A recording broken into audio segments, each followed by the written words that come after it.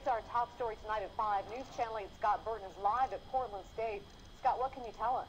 Lowell, definitely from some highs to some lows now. Less than 2 weeks after playing in Portland State's first ever appearance in the NCAA men's basketball tournament, 2 of the school's starting players now find themselves in police custody in Cabo San Lucas, Mexico. Just before 2:30 this afternoon, Portland State confirmed Scott Morrison, the team's 6'11 center, and Jeremiah Dominguez, the player of the year in the Big Sky Conference, are currently being detained for, quote, their role in an altercation in Cabo San Lucas. Our news partner, the Oregonian, broke this story today. They report the 2 students were arrested outside of a nightclub Sunday in connection with the beating of a 23-year-old community college student from Michigan. The paper, quoting the alleged victim's father, reports Dominguez and Morrison could be charged with attempted murder. It's pretty devastating. So they're in jail now? Pretty sad.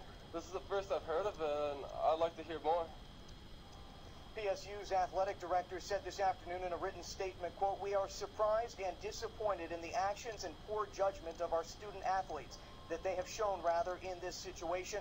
Prior to this, they conducted themselves in a positive manner within our program. Now, News Channel 8 has been in contact with police authorities in Cabo San Lucas, Mexico. We can confirm the 2 students were held in jail, but a booking agent told us they have now been moved. We are currently trying to confirm where they are at this point. Back to you in the studio. Scott, thank you. Live at PSU tonight. The father of center Scott Morrison told a Canadian newspaper this afternoon that reports of his son's involvement in this are completely false. A Portland State spokesman told me not more than 5 minutes ago that both players, he has spoken with them, and both are maintaining their innocence. In the meantime, they are suspended from the team, and what happens next is uncertain. Beautiful. Everybody fans. Scott Morrison, here after a Portland State victory, is a star center on the basketball team. According to a doctor in Cabo San Lucas, he shattered the jaw of Kyle Mager, also a college student on an internship program from Michigan. Here's the doctor who treated the student. We don't believe not even a hand of Mike Tyson can do that in a human being. Mexican police arrested Morrison and Jeremiah Dominguez, a fellow player from Salem. But according to the U.S. consulate, no charges will be filed against either man, since a financial arrangement was made between the parents and no complaint was brought to prosecutors. On the campus of Portland State, students I spoke with were angry over the players' actions. I'm really disappointed in the PSU players. It reflects our school, and it just doesn't make us look good, honestly. You know, we're kind of in the news because we just went to the tournament, and now it kind of even draws more attention to our school in a negative way. Even if you're on spring break, it doesn't even really matter whether it's in this country or another country. You have to be punished, and severely, I think. I mean, I think they should still be in the Mexican jail, personally. Some think they should be kicked off the team. It's unfortunate, but I'm going to have to say yes. They should probably be kicked off the team. You can get kicked off for less, and so that's a pretty serious offense. It appears, though, that neither of them will be charged in Mexico. It is unclear whether the suspension here at the Portland State team will be permanent or just temporary. The school says they're getting a lot of conflicting information, and they need to dig into this further. Back to you. Thank you, Pat. And then my other concern was, I'm thinking, you know, this wasn't just a typical fight or somebody got hit. When they hit him and they left him to lie in the street, that's where everything changed. Now, if they would have hit him, he fell down, and they would have got some help for him or helped him up, that would be a total different picture. But when they left him to lie there, I said we have to do what we can do to these guys. We just want them to, you know, say, you know, what they did and why they did it, and what makes them think that it's okay to do that to another American citizen and leave them in the streets of Mexico. That is troublesome to me, because my son wouldn't do that to somebody else's, and I'm just wondering why somebody else's would feel that that was all right to do. He did press charges.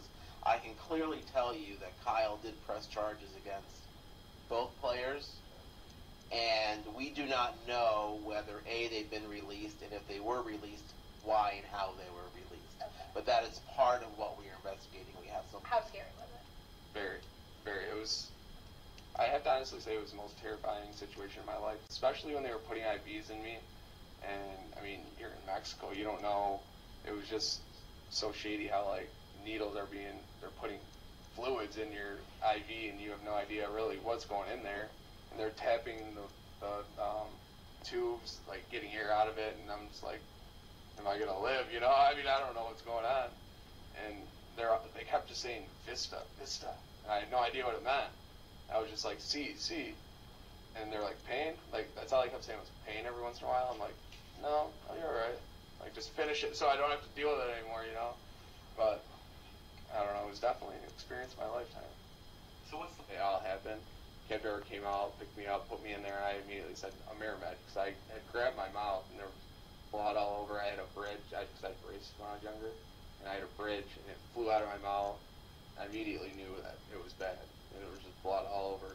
I told them to take me to Amerimed, which was where I started, and then they took me to another hospital later on. So, what do you think it is that got you out?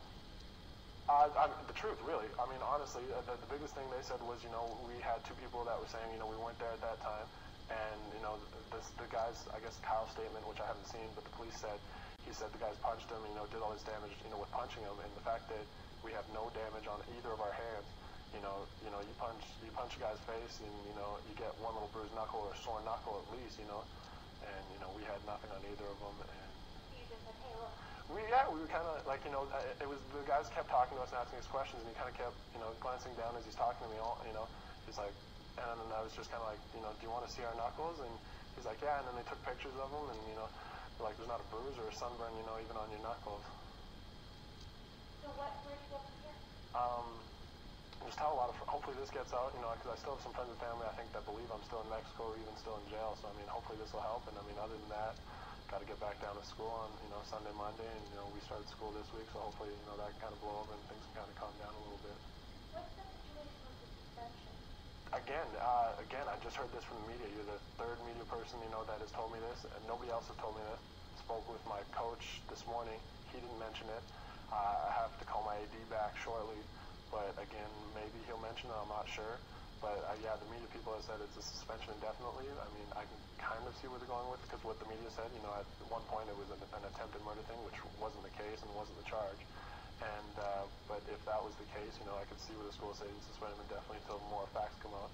But I'm not back to school until Sunday, so, you know, hopefully by, you know, Monday, you know, they'll have said, you know, look, you know, this wasn't the case. There are no charges. You know, they're fine, and that they'll, you know, they'll look all that. If that's even the case, I don't know.